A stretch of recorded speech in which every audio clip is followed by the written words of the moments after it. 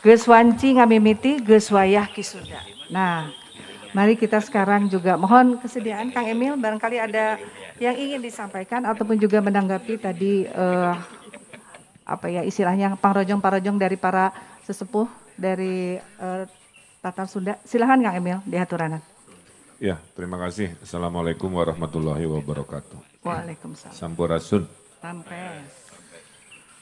Pini sepuh sadayana nu dipihormat, tim dari podcast Incast ini yang saya banggakan, Teh Keri, Kang Satria, dan seluruh yang sedang menyimak.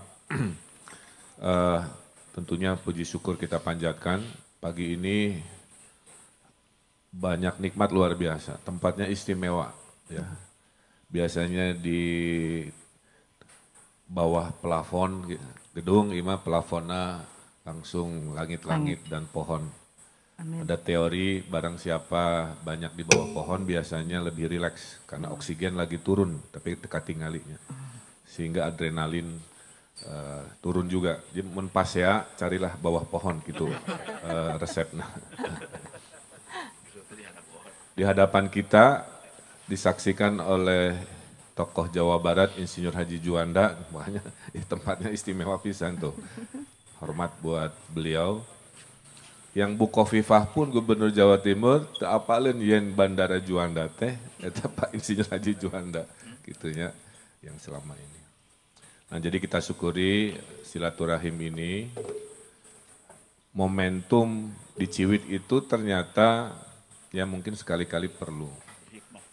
Karena memang susah menyatukan karakter-karakter yang punya pandangan-pandangan sendiri. Ya.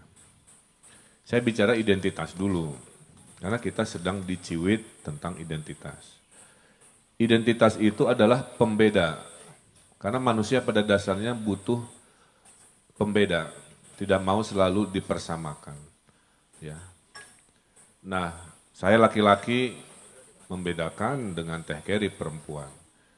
Di Republik ini semua manusia diurus, ada kementeriannya, kecuali lelaki dewasa. Menteri Perlindungan Perempuan aya, Perlindungan Anak aya, lansia di Kemensos aya, ya.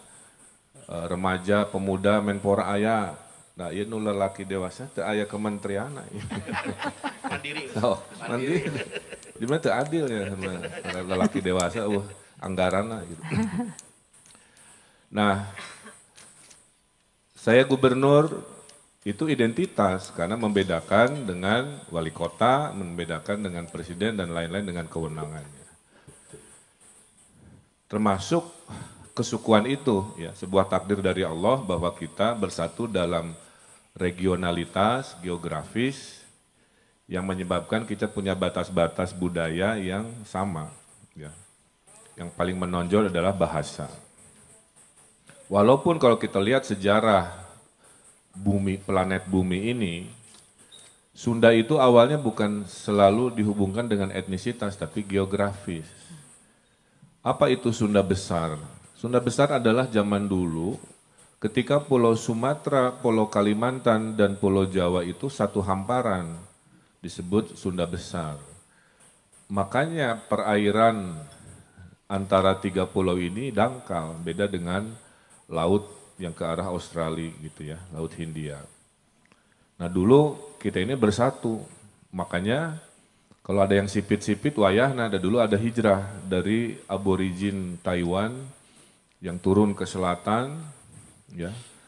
Di Taiwan teh ada yang wajahnya juga Melayu, kira-kira begitu, ya. Nah, di gambar ini terlihat yang kecil-kecil namanya Sunda Kecil. Jadi dalam kedudukan ini sebenarnya Nusantara itu adalah Sunda, ya mayoritasnya lah kira-kira. Bahkan Atlantis itu ada kontroversi sebuah buku, itu posisi Atlantis itu sebenarnya adalah di bawah Kalimantan, si ibu kotanya itu. Oleh peristiwa tadi tsunami besar luar biasa tergenang, makanya jadilah Sumatera, Jawa, Kalimantan terpisah seperti hari ini. Konon katanya begitu. Nah kemudian dari identitas ini, Saya juga baru menyadari, Pak Cece ya, menjadi gubernur Jawa Barat itu ternyata bukan batas budaya, tapi batas politik administratif. Abdi kampanye ke Cirebon Indramayu, terbarisaun di ujung-ujung nanti bahasa Sunda. Curhatna ku bahasa Jawa, ya, gitu. Jadi saya butuh penerjemah dulu kampanye. Ngobrol ke Bekasi disambut ku pantun Betawi tehnya, palang pintu dengan baju silatnya gitu. Di Depok juga sama. Jadi Jawa Barat sebagai batas politik administratif tidak semerta-merta sebagai batas budaya. Jadi saya itu baju adatnya tilu sebenarnya. Baju beskap Sunda kan gitunya, baju adat Cirebonan dan baju adat Betawian. Bahkan saya baru tahu tahun lalu bahwa menurut ahli keris itu adalah asli Sunda. Ada, cuman nggak pernah dinarasikan dalam perjalanan kebudayaannya. Lebih didominasi seolah-olah keris itu dari Jawa Tengah. Ya. Dulu sejarahnya adalah dari Sunda, empu-empunya pembuat kerisnya hijrah ke kerajaan di Tengah Jawa, bakena malah di ditu kira-kira. Kujang mah katanya versi si ahli keris adalah senjata petani, simbol perlawanan kepada elit-elit dulu lah. Jadi kalau raja-raja Jawa pakai keris, jadi mungkin ningali misalkan abdi nganggo keris, kira-kira sebenarnya mengembalikan kembali sebuah jati diri yang mungkin butuh kesepakatan, tapi ilmiahnya ada. Ya. Nah jadi itulah yang pertama, karena manusia ini butuh pembeda, ketika identitasnya ini terhina, terusik, itu pasti muncul rasa perlawanannya, kan begitu. Ditambah Indonesia itu kan perjanjiannya itu karena saking berbeda-beda kan dulu Bung Karno tuh mau proklamasi itu Bung Hatta bertanya begini, apa yang menjadikan kita Indonesia sampai mau proklamasi kasarnya ya? Jawaban Bung Karno cuma satu, tidak ada yang sama kecuali nasib dijajah Belanda gitu. Sisana mah beda, agama, budaya, makanan segala rupa. Kan pedah musuh hiji, nya eta we anu korban-korban si musuh eta berhimpun dan bersepakat mendirikan sebuah rumah yang namanya Indonesia. Makanya Timur teh misah dateng ngaku satu nasib. Dia mah ngakunya dijajah Portugis gitu. Nah itu ya. Nah, dalam keberagaman inilah sebenarnya perjalanan Republik ini istilah baheula ngeri-ngeri sedap gitu. Ya. Bagi mereka yang paham dan menghargai sejarah, insya Allah selamat ya. Tapi bagi mereka yang tidak paham, ya, mengusik-ngusik sensitivitas keberagaman, pasti terjadi dinamika dan ini terbukti hari ini. Gitu. Ya. Tidak tahu bahwa kita ini kan bersepakat bahwa bahasa nasional kita Indonesia betul. Tapi kalau lihat kosakata Indonesia hari Minggu itu bahasa Portugis, gitunya. Kekeh, ujuk-ujuk, itu bahasa Sunda, kan? Sehat walafiat bahasa Arab, kira-kira begitu. Jadi bahasa Indonesia itu penuh dengan untayan-untayan sumbangan dari kekayaan daerah. Beda dengan bahasa Inggris kan gitu. Bahasa Inggris masih bahasa Latin. Nah kalau kita ini gabungan bahasa Latin ayat, di Inggris ayat, di bahasa Belanda kantor, makelar itu kan bahasa Belanda diurangnya. Nah jadi kita berada di sebuah rumah yang datang dari pondasi-pondasi yang keberagaman, yang tidak semua orang paham sensitivitas itu. Nah, itulah yang dilakukan oleh Arteria Dahlan itu. Menganggap, dan saya tidak yakin ada, sampai sekarang tidak terbukti, ada acara full dari A sampai Z, bahasa Sunda. Paling enggak, saya tanya Pak Kajatinya, beliau tidak merasa, pasti yakin. Beliau bilang, Periduan paling-paling ya abdi sampurasun, wilujeng enjing, tengah-tengah nah heureyan, merenya, belakangnya hatur nuhun juga abdi pidato KAA kan kudu bahasa Inggris tapi saya minta izin heula boleh nggak saya bahasa Sunda oh boleh gitu makanya saya bilang welcome to Bandung hatur nuhun kan rame tah harita gitu sebagai kebanggaan posisinya kan di Bandung di tanah Sunda gitu nah dan Arteria Dahlan ini tidak yang pertama dalam sejarah orang-orang yang tidak paham itu di 2015 saya buka lagi tadi sudah disampaikan Habib Rizik di Purwakarta menyampaikan juga dengan versinya. Sampurasun dilesetkan jadi campur racun. Rame lah. Kan saya dan Kang Nuri Oge ya yang menyampaikan tolong minta maaf dan sebagainya. Kan Harita dengan posisinya begitu balik berdinamika lah ya gitu. Nah, jadi itu perspektif pertamanya wajar dan harus diperjuangkan. Nah, tapi kan tadi jangan sampai kita dengan reaktif gitu ya. Ya ayah nu nyiwit terus ngambek anu nyiwit selesai weh gitu. Nah, waktu saya wali kota bikin Rebo Nyunda, itu bagian dari pembelaan ya. Masa hidupnya modern terus tapi karena makin lama makin turun. Hasil penelitian Google, bahasa yang paling cepat punah adalah bahasa Batak. Bahasa daerah yang paling akan langgeng adalah bahasa Bali. Karena Bali memelihara bahasanya dalam tradisi pagi, siang, sore, malam dalam upacara-upacara keadatannya gitu ya. Nah orang Sunda mah di tengah-tengah ya. Jadi ini makanya Rebo Nyunda. Pas jadi gubernur ternyata nggak bisa Rebo Nyunda karena hari Rebonya ada pakaian lain dari pusat. Jadi saya pindah kalau di Jawa Barat di Pemprov Nyundanya itu hari Kamis gitu. Tapi sama keberpihakannya terhadap itu. Kita juga punya perda ya tentang pelindungan bahasa daerah dan lain sebagainya. Kita membangun pusat budaya di zaman saya gubernur di berbagai tempat.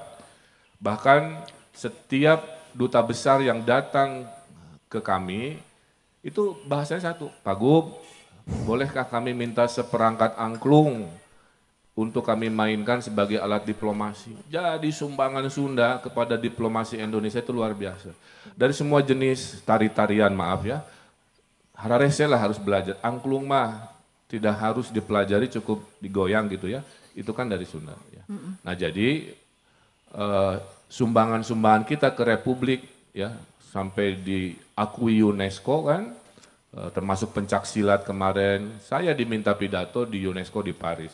Ditanya ku direkturna, kenapa pencak silat Mr. Kamil harus kami jadikan warisan tak benda? Saya bilang, Pak, silat dan pencak silat itu bukan hanya urusan bela diri seperti karate lainnya.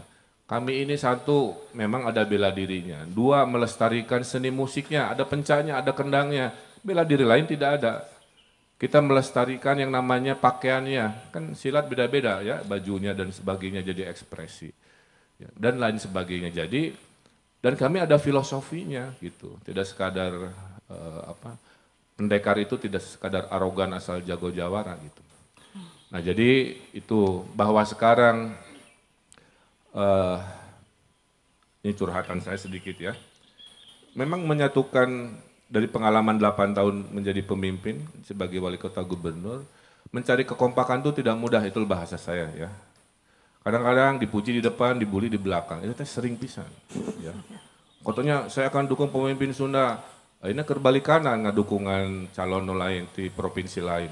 Aya fotona tokoh Sunda itu teh mendatangi provinsi sebelah. Duka jualan naon. Tapi dalam konteks yang kita bicarakan hari ini, ya itulah realitanya. Jadi cita-cita kompak, ngariung satu ikat ini mitos. Yang harus dijawab, mudah-mudahan momentum di Ciwidku Artea Dahlan di luar masalah hukumnya bisa menjadikan momentum kita selalu bersatu dalam hal-hal yang sifatnya fundamental, kira-kira begitu. Terakhir dari saya bangga dengan orang Sunda pada saat ke daerah. Saya kan bilang, ada orang Jawa Barat mah jika gubernurna ganteng kalem gitu lah ya. Tapi mun sekali diadu silat di PON Papua kan juara hiji. Sok. Ka orang Sunda mah gitu, kalem, someah, sila asa-asu, tapi pas sekali gelut, nyoledat, siga saha nu main di Hollywood teh pesilat kita kan. Yayan Ruhyan. Nah, artinya dasarnya bere Yayan Ruhyan hiji. Ya, kira-kira gitu.